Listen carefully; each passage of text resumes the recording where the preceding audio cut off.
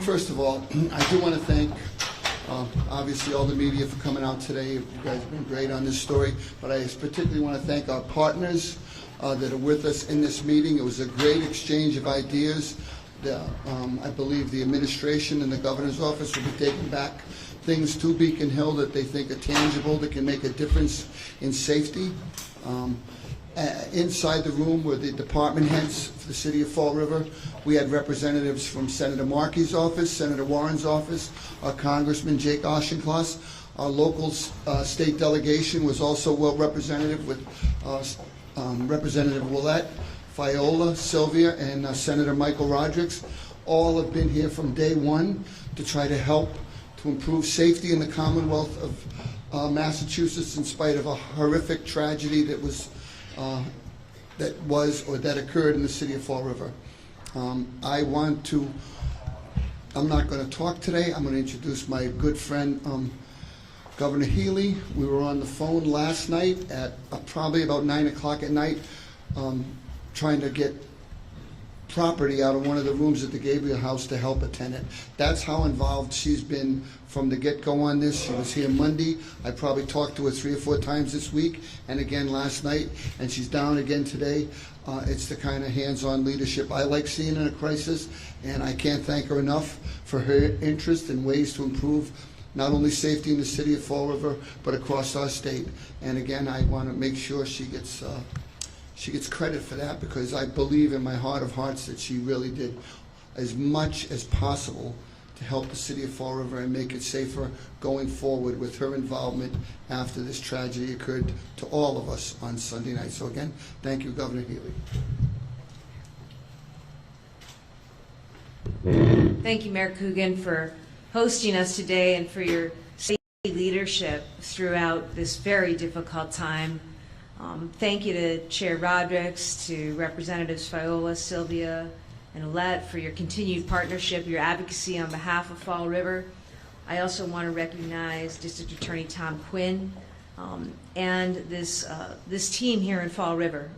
The mayor mentioned that we were just briefed by department heads, and that was very helpful to me and my administration. I want to recognize Chief Bacon and the entire Fall River Police Fire Department, who worked with such skill and dedication last week. The same goes for Police Chief Kelly Furtado and EMS Chief Beth Fonts, as well as EMA Chief Aguilar. Thank you to all the first responders. I also want to thank the members of the City Council and city employees who've been working very hard for their community, both during and after this tragedy. So I'm here today joined by our Secretary of Health and Human Services, Kiami Mahania, and our Secretary of Aging and Independence, Robin Lipson. We are here today to listen, to make sure that we understand what this community needs now and moving forward in the wake of this tragedy. We're also here to discuss what we're doing as a state to ensure that tragedies like this don't happen again. All of us, I know all of us here, are of the deep view that no family, no resident, no community should ever have to suffer or live with fear that something like this could happen to them or to their loved one. I want to start with firefighting resources. I think last week showed us how dependent we are on firefighters and first responders to keep us safe, particularly when it comes to the most vulnerable among us. There is no doubt in my mind that the numbers would have been unbelievably high were it not for the skill and the dedication of that response by first responders. So I want to make sure as governor that we are doing all that we can to support our first responders, that we are supporting local fire services as much as we can. For that purpose, today I'm announcing that I'm making $1.2 million in state funding available for Fall River to hire more emergency response personnel. I've instructed my team to expedite the release of funds in the municipal public safety staffing program. This $5.7 million in funding for that program is for police and fire. It will be open to all 10 eligible communities, which in addition to Fall River include Brockton, Framingham, Haverhill, Lawrence, Lowell, Lynn, Malden, Newton, and Somerville. I want to thank in particular Chair Mike Rodrigues for his continued leadership on this front, and to the legislature for making available and appropriating these important funds for fire and first responder personnel. Thank you very much, Chair Rodrigues. Thank you to the legislature. My job as governor is to make sure that money gets out the door and gets out very quickly. We're expediting this in light of the tragedy, again, with significant funding going to Fall River, as well as going to 9 other communities that are eligible by law. I also want to provide an update on what we are doing to ensure safety at all of our assisted living facilities across Massachusetts. Beginning yesterday, we launched a statewide fire and life safety initiative. These are steps to ensure that all 273 assisted living facilities in the state are prepared to prevent fires and protect residents during emergencies. Here are some of the things that we are requiring. Under the leadership of Secretary Lipson, each facility must provide detailed information demonstrating compliance with fire safety requirements, including sprinkler systems, evacuation protocols, fire-rated doors and walls, emergency preparedness plans, and more. Each facility must issue a letter to all residents and family members of those residents within 5 business days outlining fire safety protocols, evacuation procedures, and key points of contact for questions or concerns. I have directed Secretary Lipson and her team to identify additional regulations that could further protect residents in assisted living. And some of the briefing, the important briefing we had from Fall River officials today, was very helpful in the formulation of potential recommendations and regulations. This work builds on progress of the Assisted Living Residences Commission established by the long-term care legislation that I signed last year. Again, my thanks to the legislature for bringing that forward and for prioritizing these issues. In closing, I just want to say once again that Fall River is an amazing community. It's a resilient community. Last week it was tested in the most horrific way, but I saw a city of neighbors who care about one another, who step up for one another, who look after one another. And I saw first responders and public servants do amazing things. And they do that because they care deeply about the people they serve. That is the spirit that I support today, that I applaud today. And I just want you to know, Mayor, that I will continue to be in close contact with you, with your team, and we will continue to support the great community of Fall River and its people. Thank you.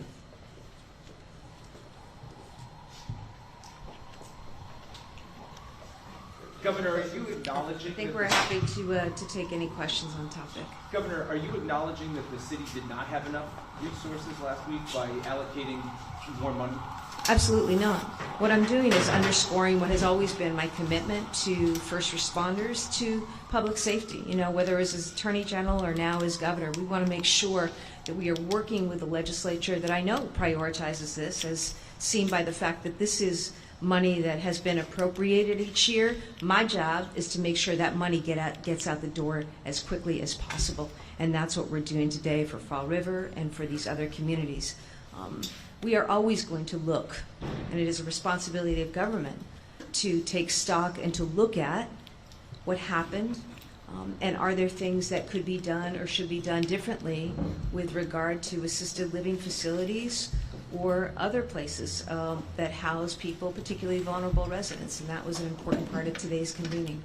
So, given the level of inspection that was done just days before this and what they say was approved, from what you've learned so far, does it tell you that the rules have to be more stringent or more complete, or that the inspections did not do what they did under the current rules?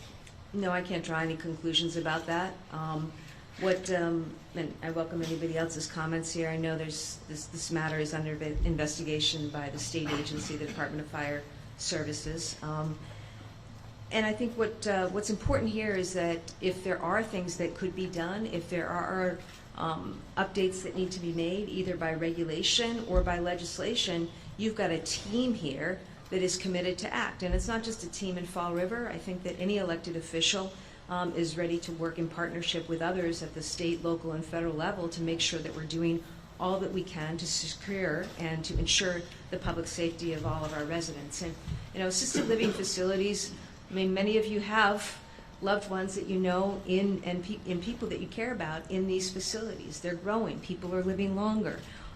People need housing. And so, we're at 273 statewide, and I think it's against that context that it was appropriate for the legislature, and I applaud them, in the passage of the long-term care bill, also with the establishment of the Assisted Living Facility Commission to take a good look to make sure that Massachusetts is at the very top, as we should be when it comes to looking after aging residents, and that includes the most vulnerable among them. In terms of your recommendations for assisted living facilities, it seems like they're still pretty reliant on self-reporting. So what is going to be the enforcement arm of those recommendations? Will there be any more in-person state inspections of these facilities? And then for Secretary Lipson, really quickly, is there going to be any review of how state inspectors handle Gabriel House specifically in 2023? Well, let me offer this, and I'll invite Secretary Lipson to offer more. We're engaged right now. She is leading this commission alongside others, working with others on this commission, taking in information and making sure I know that what comes forward, what is brought forward, is the very best in terms of recommended next steps. And I can tell you that they are working as expeditiously as possible. They've been meeting over the last several months. In fact, they had a meeting just last Wednesday. And in light of the challenge and the tragedy here, they are going to be continuing to work over the coming weeks to make sure that any recommendations that come from that commission reflect important input and things that may have been learned through this terrible tragedy at Gabriel House. I don't know if you wish to say anything else. I'll just add one quick thing. Thanks, Governor, and thanks for that question. Just to clarify, so at a minimum, our team that certifies these residences do a visit, a very in-depth visit with a full day or two of preparation before an actual site visit. They do that at least every 2 years, but we have the authority to go out unannounced and more frequently than that, and we do. So just know that that's baseline. And then we asked each of the 273 buildings to complete a survey for us and to submit that within the next few weeks to affirm and confirm that they have all the proper fire safety mechanisms in place, that they can document all their recent drills and when they were and how many people attended and so forth. So we'll be taking in that information. We'll make sure we get it from every building. And then we may use that information to go out and to do additional oversight where warranted. And for the 2023 inspection, is there going to be any review of that? And one thing that stuck out to me was there were sanitation issues in the building, bed bugs, and none of that came up in the state report. There are oftentimes findings from these visits. The residences must submit a plan of correction in order to be certified. So we have all that from 23. As complaints come up, as they always do, they are often directed to our ombudsman for assisted living, and then those complaints get reviewed and evaluated, and if a team needs to go back out and do another visit, they do. So thank you. This question is for the governor. This tragedy has not only affected Fall River and neighboring communities who were there as a mutual aid that night, but it's now affected everyone nationwide. On scene, seeing the memorial, people come by, cry. You don't even know these families, and they were affected. Have you spoken to the parents who were on scene that night and discussed mental health resources? How does that look moving forward? I think it's early on in that initial conversation I had with Chief Bacon, that Monday morning that I was down after the fire. I think that was one of the first things we discussed because, that is absolutely the case that first responders and those who are on scene for horrific tragedies like this experience that trauma and need to have their own needs taken care of. It's so often the case that they all put their priority on the needs of others, right? And we commend them for that and their heroism and their willingness to serve in that way. It's also really important that we support their mental health. And as governor, I'm doing everything I can to make sure that we get those resources out to support first responders and those who serve. Why does it take a tragedy of this magnitude to sort of take a closer look at these facilities and try and make change? It didn't. That started before this. As I say, the legislature passed the long-term care facility law last year. The commission's underway. In fact, was ready to come out with some recommendations, and then this happened. So I thought it was very prudent that more time be taken to make sure that anything that could have been learned from this experience, this tragedy, is accounted for. But I can tell you every day there are inspections happening across the state. There are drills and fire safety and protocols that are happening, engaged in by local officials and personnel, as well as state officials and personnel. And I think the important thing for the public to know is every day we want to make sure that we're putting forward the very best effort in terms of how we're approaching things in an ever-changing and evolving world, and that our folks have the resources. And again, I'm grateful for the legislature for coming forward, continued funding for public safety departments so that we have the staffing filled as we'd want that to be.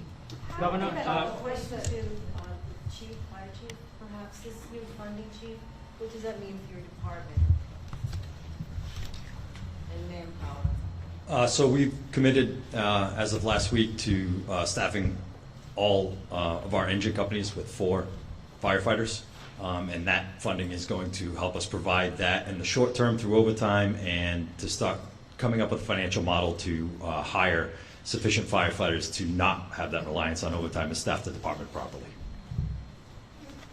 Thanks, everybody. And again, our hearts go out to the family and the friends of those who lost loved ones in this terrible tragedy. I am deeply sorry for your loss. The entire Commonwealth of Massachusetts and all 7 million people, I know, share in that sentiment and that expression of sympathy for those families. And know that as governor, I will do everything that I can to work with partners to make sure that we are doing all that we can to ensure public safety across communities. Thank you very much, and thank you to Mayor Coogan and the Great Fall River team. Thank you. Governor Healey, may I ask an on-topic question briefly? We'll come back. Okay. Thanks, everybody.